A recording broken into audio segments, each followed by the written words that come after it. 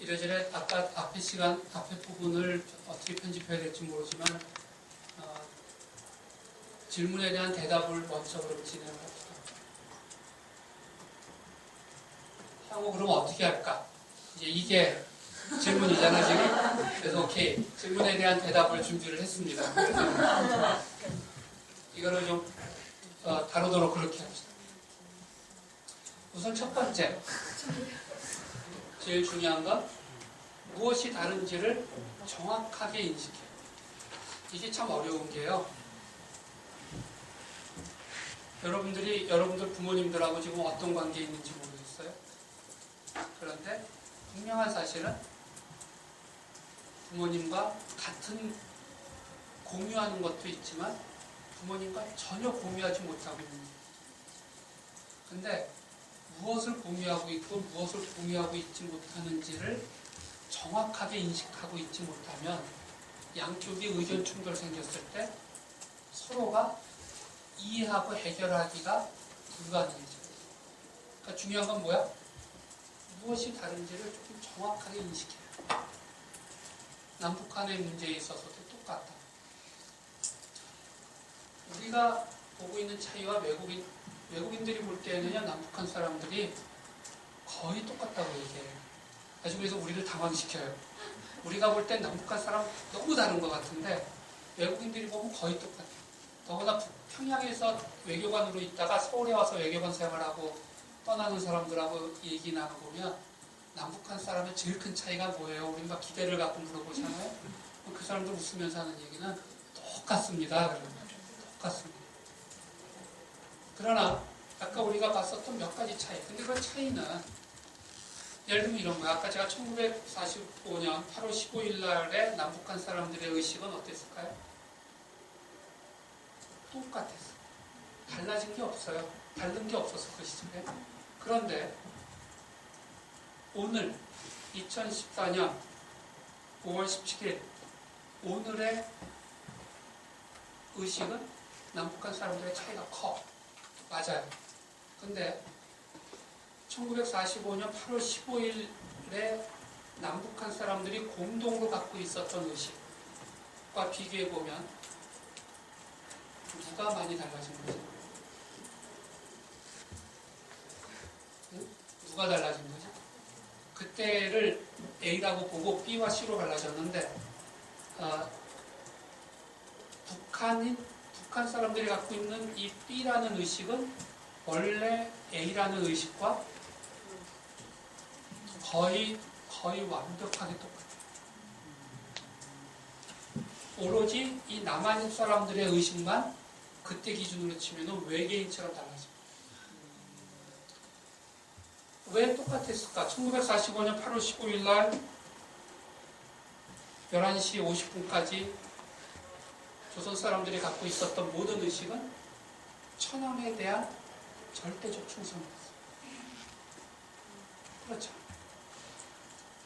그 천황에 대한 절대적 의식이 누구에 대한 절대적 의식으로? 수령에 대한 절대적 의식으로 그냥 그 형식은 똑같고 컨텐츠만 달라집니다.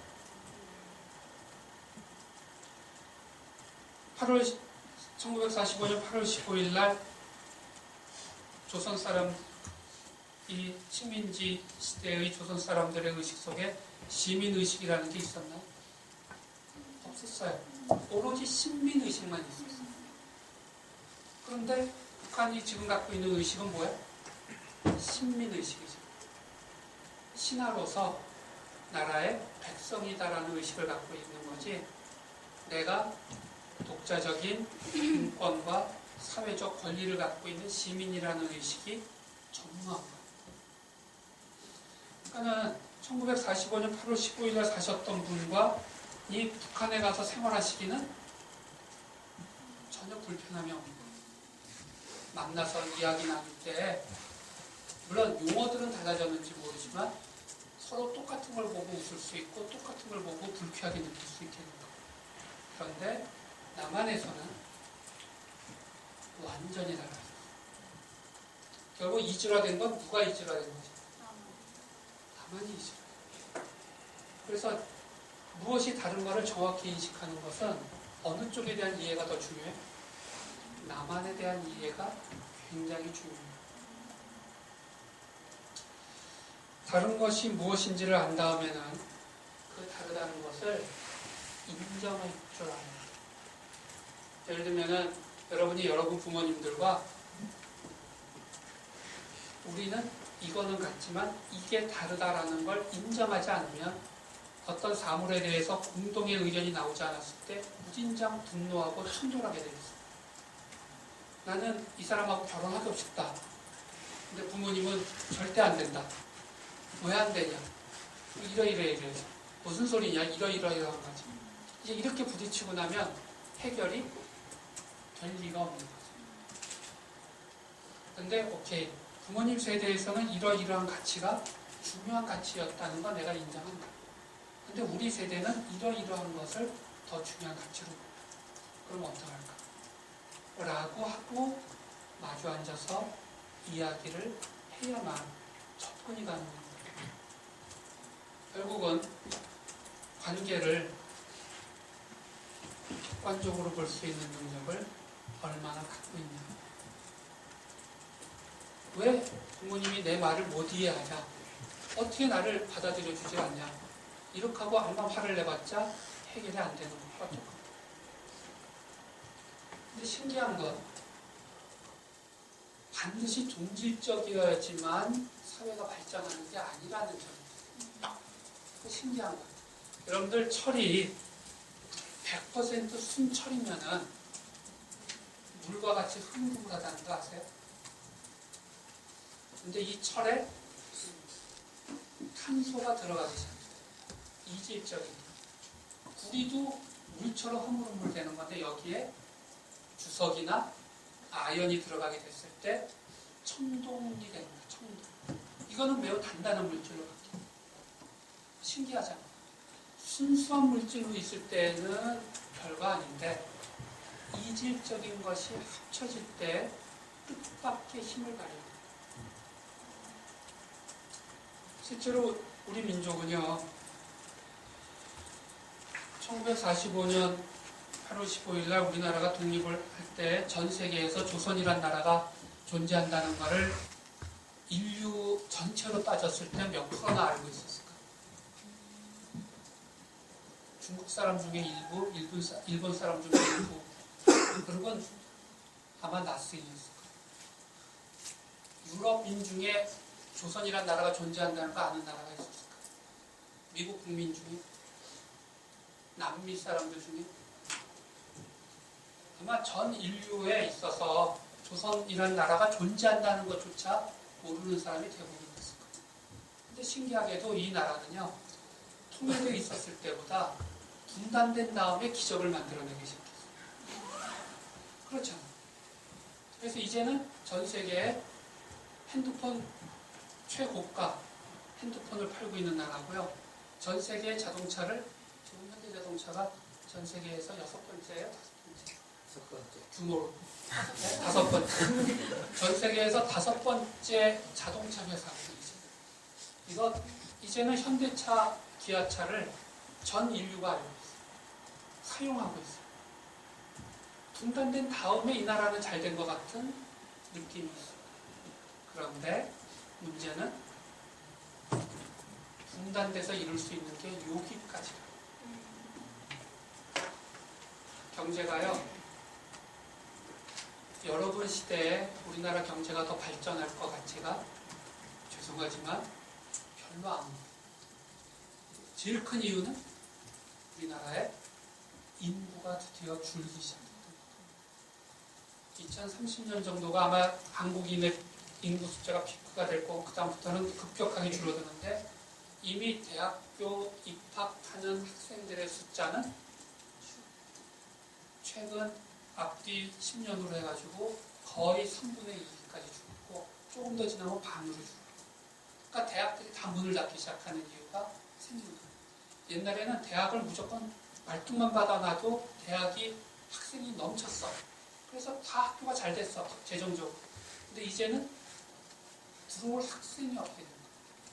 경제 성장률은 궁극적으로 인구 증가율에 수렴하게 돼 있습니다. 일하고 물건을 구매할 인구가 없으면 그 나라 경제는 가라앉는 것은 당연합니다. 방법이 없습니다. 북한은 최악의 인권 상황과 경제 상황으로 저렇게 살다가 저렇게 죽는다는 게 이제는 희망이 없게 됐어요. 그러면 분단돼서 이루어놨던 기적을 앞으로는 무엇을 통해서? 통일을 통해서 만들어놔야만 살 길이. 그것이 우리가. 근데 분명한 건 남북한과 같은 이질적 집단이 만일에 성공적으로 합쳐질 수만 있다면 이거는 인류 역사에 아주 특이한 사건이 될 거고, 우리 민족으로는 정말로 아주 엄청난 발전을 할 수 있는 기회를 갖게 될 겁니다.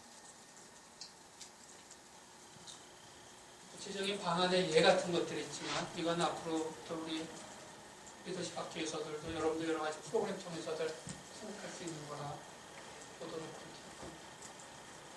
오케이, 일단 첫 시간은 여기까지 하는 걸로 할 텐데 일단 쉬는 걸로 하겠습니다. 예, 그래요. 일어나서 좀. 강의 너무 잘 들었어요.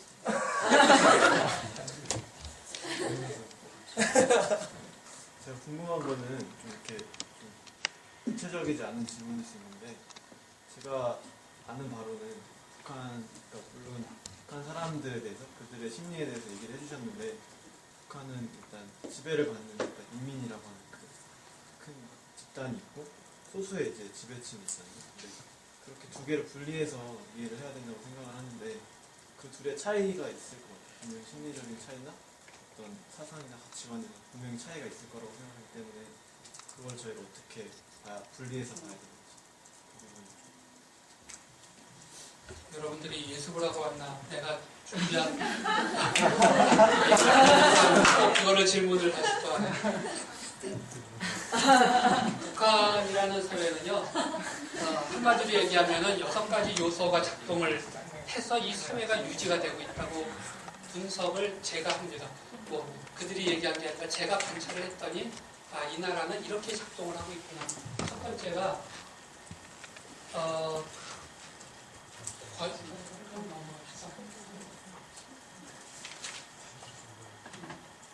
그냥 이 그림 한 장으로 북한에 대한 설명을 조금 하려고 하는데, 한마디로 얘기하면 북한이라고 하는 사회는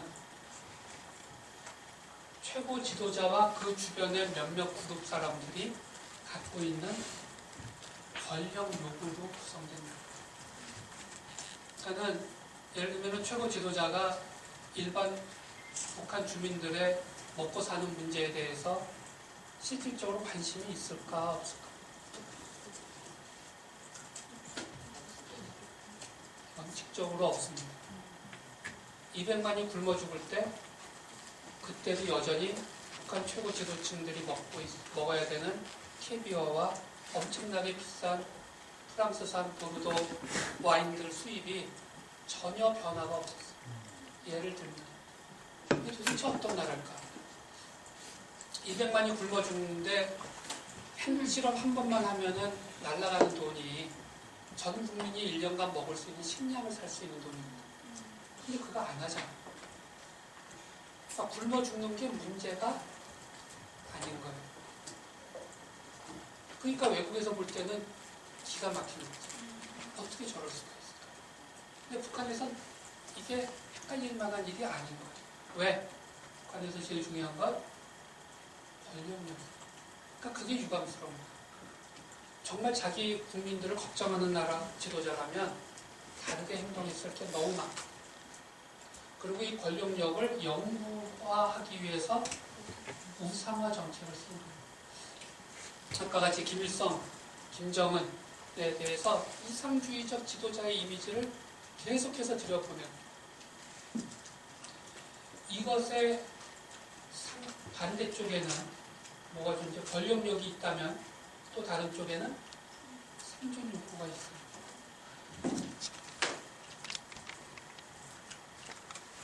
생존 욕구는 생존의 극한까지 몰려야지 작동이 되는 거예요. 여러분들 이 자리에 앉아 있으면서 내가 반드시 2시간 뒤에도 굶어 죽지 않고 목숨을 부지하고 있어야 되는데 이런 거 걱정하고 앉아 있는 사람 있어? 그런 생존욕이 막 여러분들 전체의 존재를 좌우하고 있는 사람 있어요? 여긴 없어. 왜?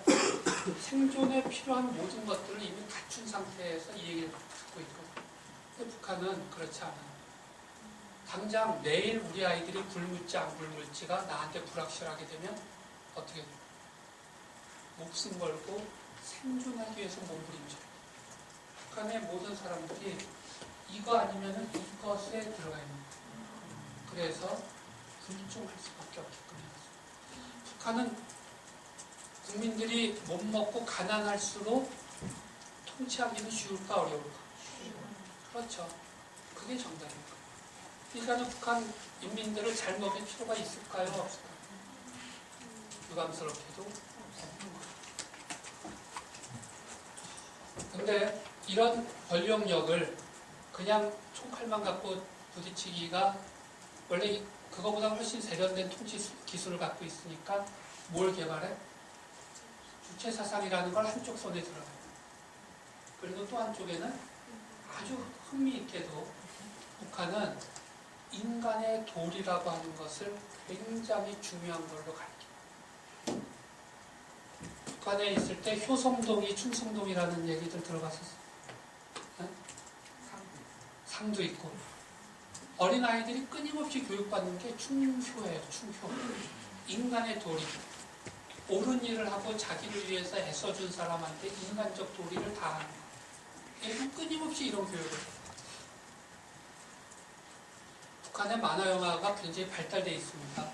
여러분들도 앞으로 뭐 요새 홍콩 사이트만 들어가면 북한의 모든 영화를 볼 수 있는 곳들이 있어요. 옛날 같았으면 큰일 날 얘기인데 요새는 뭐 아주 그래서 앞으로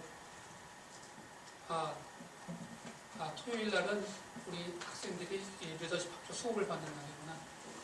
다음 주에 한반도 평화연구원에서 이스라엘 팔레스타인 갈등에 대한 다큐멘터리하고 시네 토크 하는데 그 북한에 관계되는 걸 작년에 했었어요. 근데 영화 작품을 갖고 여러 가지 토론들을 하는 프로그램들도 지금 진행이 되는 게 좀 있는데 나오는 내용에는 눈물겨운 인간적 도리의 얘기가 나옵니다.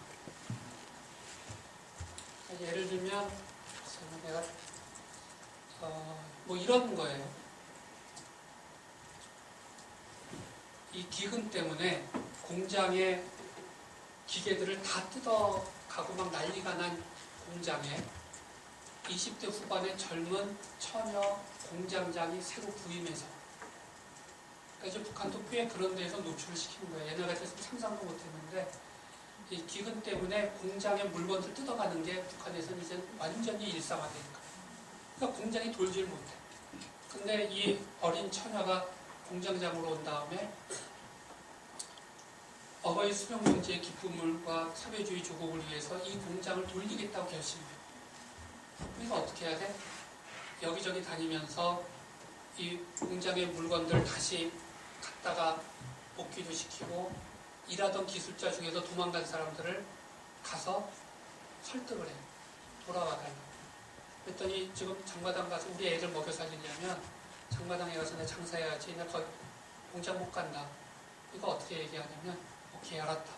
그러면 자기한테 나온 식량을 이 기술자한테 줘. 아이들 먹여라. 나는 불능한이 있어도 공장은 돌아야 돼. 그러니까 또 눈물을 줄줄 흘리면서 다시 들어오고 막 이렇게 난리를 치니까는 이 공장장을 전부터 사랑하고 결혼하기 원했던 남자 청년이 있었는데 이 청년이 이 공장에 와서 헌신적으로 일을 하다가 뭐 설치를 하다가 이렇게 무너져갖고 밑에 깔려 죽어. 그래갖고서는 또 그 사람을 붙잡고 또 울고 막 이러면서도 고생을 해서 드디어 공장이 돌기 시작하고 공장에서 제품이 나와서 사회주의 조국이 건설돼간다. 북한 영화가 대부분 이런 식이에요. 여러분 이해가 돼요? 이게 우리식으로 치면은 저희 CGN 무슨 드라마를 만들거나 영화를 기독교 영화 작품처럼 나와. 근데 모든 작품이 다 이런 식. 얼마나 자기 희생적인 사람들이 대의를 위해서 자기를 희생시키며 목숨을 던집니까? 그리고 그것이 인간이 가져야 될 가장 숭고한 모습이라고 교육을 시켜놓고, 그래서 김일성과 주체사상의 끝없는 전사가 돼야 됩니다. 이제 이렇게 교육을 시키고 작동을 해요.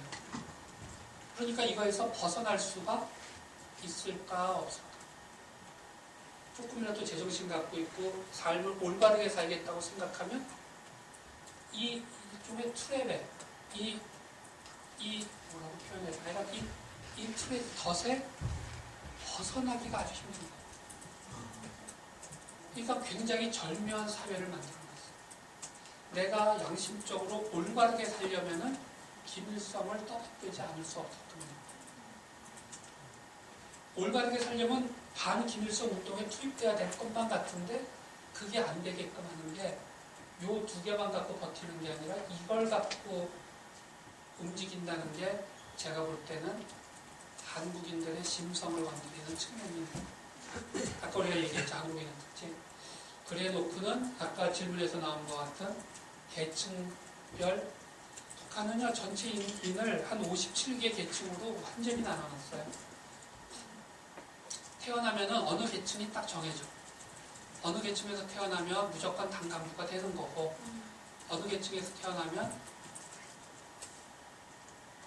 군대도 가지 못한 채 탄광에서 광부로 평생 죽게 돼 있어요.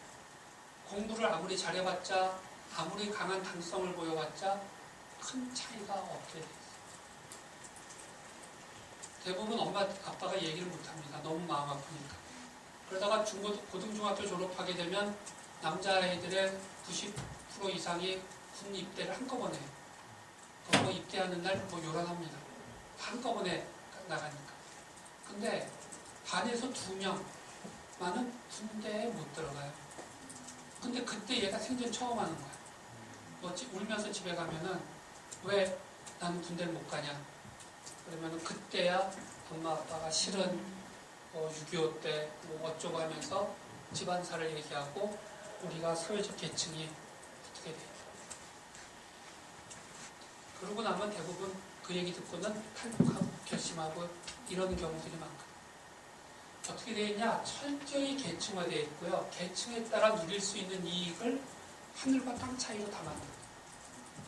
그러니까는 근데 당에 저항을 하면 나 하나 죽는 게 문제가 아니라 내 집안 전체의 계층이 내려. 그리고 대대손손 이게 물려져. 그러니까 어떻게 될까? 내가 저항을 할 수 있을까요? 없을까? 절대로 없게 만들어요.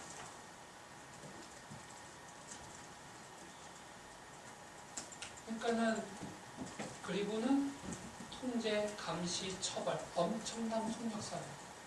상상할 수 없는 폭력사예요. 그러니까 여러분들, 저는 영화를 아직 못 봤지만은, 그쵸? 변호인과 같은 데서 왜 고문하는 장면이 나왔다고 지금 되어 있는데, 남한에서 하는 그런 고문들도 몹시 고통스럽고 힘든 거였겠지만, 북한에서는 그것보다 더 차원이 다른 고문들이 아무렇지도 않게 이루어져요.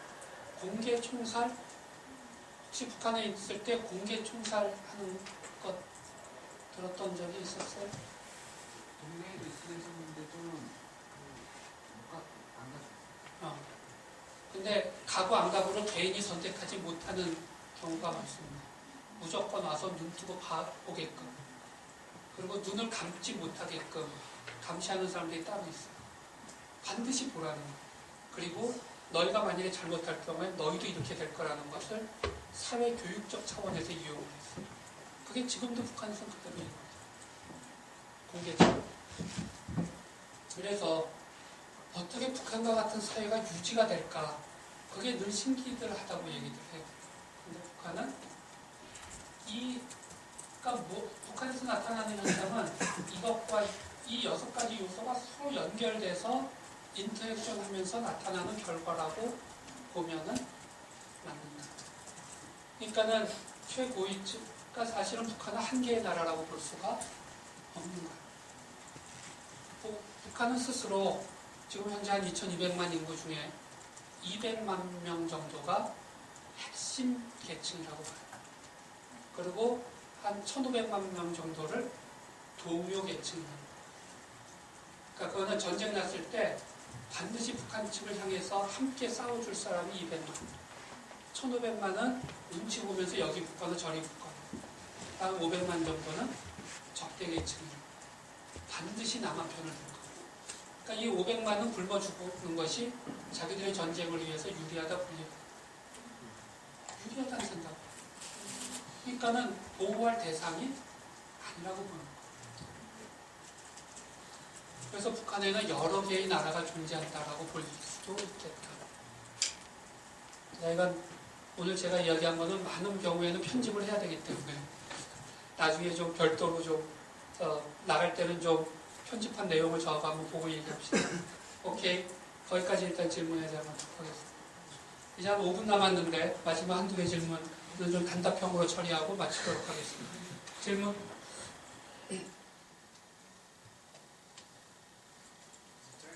예?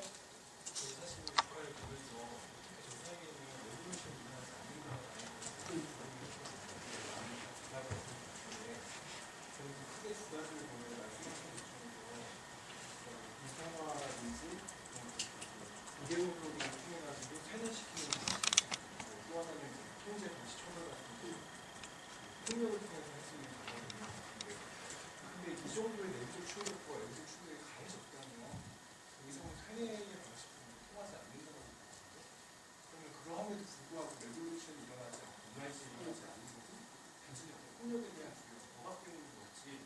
아니 그렇다면 그 폭력과 억압이 잦아들어지기 시작하면 어느 순간에는 우리도 걷잡을 수 없는 어떤 그런 폭력의 순간에 다가오게 되는 거지.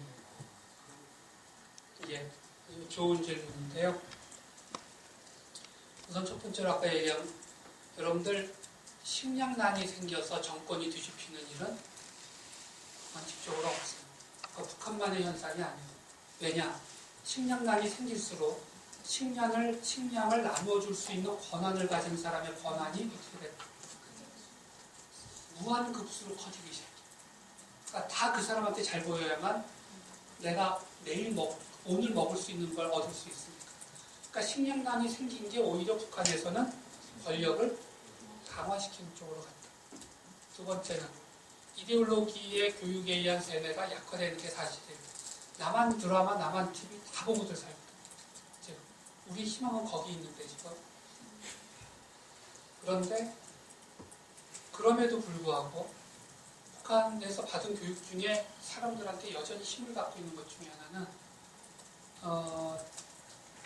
그래도 자본주의는 돈이 인간을 지배하고 다 뭐라고 볼까 아주 사악한 인간들로 인간을 만든다는 거. 그래서 자본주의는 틀렸고 비록 지금 북한의 사회주의가 가난은 하지만 따지고 보면 이게 옳은 거 아니냐라는 의식들이 있어요. 그래서 이분들이 여러분들 믿거나 말거나 하지만 얼마 전에 북한에서는 밥을 먹을 때 어떤 아주 정말 이 마음이 아주 좋으신 분들은 꼭 한 숟가락을 이렇게 밥하기 전에 쌀을 이렇게 옆에다 떠놓는 행동들을 하는데 이유가 뭐냐라고 물었더니 남한에 굶는 아이들 걱정 때문에 걔네들을 위해서 실질적으로 북한에서는 그런 거예요. 왜? 남한에서 그 미제, 압제에 고통받으면서 고생하고 굶어 죽는 거지 아이들을 위해서 마음 아파서 뛰어노는다. 그렇게 교육을 시켰고 그렇게 믿고 살게끔 해놓으니까 북한이 내가 아까 얘기했죠. 북한의 유지는 우리가 쉽게 생각할 때의 주체사상이나 이거가 아니라 사실은 이게 굉장히 큰 역할을 하고 있고요. 이걸 갖고 사람들을 컨트롤하고 그리고 이거에 대한 두려움을 갖게끔. 그러니까 유지가 되고 있는 측면입니다. 네, 또 마지막으로 질문 하나 더 있어요? 네. 집사님 박태원입니다. 간단한 질문인데요. 평양에 이제 평양과기대가 세워지고 이제 이번에 새롭게 또 졸업반이 있다고 들었는데 사실 평양과기대에 있는 이제 거기서 배우는 학생들은 어떻게 보면 이제 북한 내에서는 엘리트 집단들이 될 수 있고 평양과기대는 뭐 전 수업이 영어로 이루어진다고도 하는데 사실 그들에게는 이제 주어지는 기회가 어떻게 보면 이제 엘리트 집단에만 이렇게 어떻게 보면 이제 북한의 사상을 교육받은 집단에만 또 교육이 주어지게 되고 반대로 아까 동현이 형처럼 이제 다른 조금 북쪽에 있는 이제 청년들에게는 교육의 기회가 더 없게 되는데 이것 또한 통일을 위한 준비로서 올바른가 좀 이런 생각이 사실은 좀 들고 있어요. 그래서 여전히 제 안에 있는 의문은 이제 과연 정말 우리가 어떤 방식으로 통일을 준비해야 되나 이런 생각이 좀 들어서 이렇게 들어가는 것도 어떠한 장점이 있는지 사실 좀 궁금한 게 있어서 좀 여쭙고 싶습니다. 예, 평양과기대에 대한 이야기는 제가 지금 이 자리에서 그냥 바로 대답하기는 조금 좀 어려울 것 같아서 그 얘기는 여기서 그냥 바로 얘기는 드리지 않겠지만 앞으로 어찌 되었거냐 아무리 북한이 저런 걸 갖고 지금 버티고 있다 할지라도 북한은 결국 흔들립니다. 결국 북한은 무너질 거예요. 왜? 여러 가지 그 붕괴 예측을 하는 여러 지표가 있는데 그 중에 하나가 부패 지수예요. 돈을 갖고 어느 선까지 그 사회 어느 고위층까지가 올라. 그러니까 예를 들면 동사무소 레벨에서는 돈 갖고 다 되지만 구청만 돼도 벌써 쉽지 않다. 구청까지는 되지만 시청은 쉽지 않다. 시청은 쉽지 않지만 이게 정부 부처, 중앙부처는 쉽지 않다. 중앙부처까지 되더라도 이게 청와대는 쉽지 않다. 뭐 이런 게 있잖아요. 요 레벨이 어떻게 되냐에 따라서 사회가 언제 붕괴될 건가를 예측을 하는 게 있어요.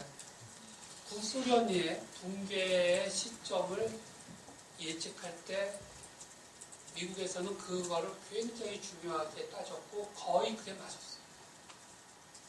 아, 이쯤 부패하면 결국은 이렇게 붕괴되는구나. 근데 북한은 지금 거의 돈이 안 통하는 데가 없어요. 그러니까 오케이. 북한은 이제는 두 번째는 붕괴를 예측할 때 쓸 수 있는 지표 중에 하나가 그 지도자가 얼마나 유능하면서도 넓은 곳에서 인재풀을 운영할 수 있냐가 한 가지가 또 있어요.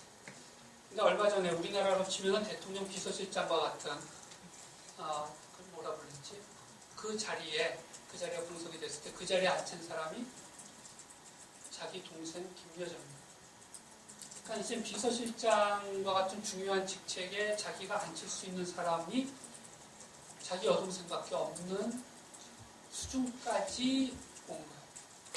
그러면 이 지도층의 지금 파워가 굉장히 강해 보이지만 사실은 어떨까라는 걸 우리한테 보여주고 있어요. 그래서 결국은 북한은 어떤 형태로든 간에 흔들릴 거다. 그리고 여러분들은 통일에 대해서 어떤 형태로든 간에 준비가 되고 있어야 된다.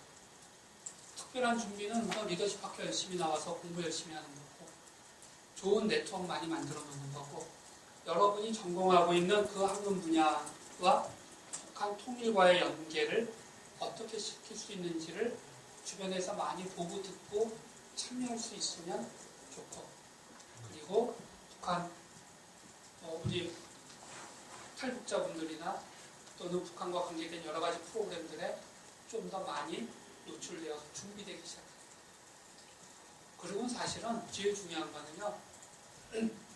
북한 전문가가 되라는 뜻이 아니기 때문에 여러분들한테 제일 중요한 건 개인적인 신앙이 하나님 앞에서 깊이 있게 돼 있습니다. 하나님이 누굴 쓸 거냐? 북한에 대한 지식이 많은 사람을 쓸까? 오케이. 그 사람들도 쓸 때는 있겠지. 하지만 진짜 역사를 바꿔야 되는 결정적 순간에 결정적 자리에 있어야 될 사람들은 북한에 대한 지식보다 제가 볼 때는 하나님을 향해서 제대로 된 자세를 갖고 있는 사람들이 아마 하나님은 필요하실 것 같아요. 그래서 그런 의미에서 여러분들이 더 좋은 신앙을 가지실 수 있도록 노력하시면 좋겠다. 이 얘기하면서 오늘 제 강의 마치도록 하겠습니다. 감사합니다.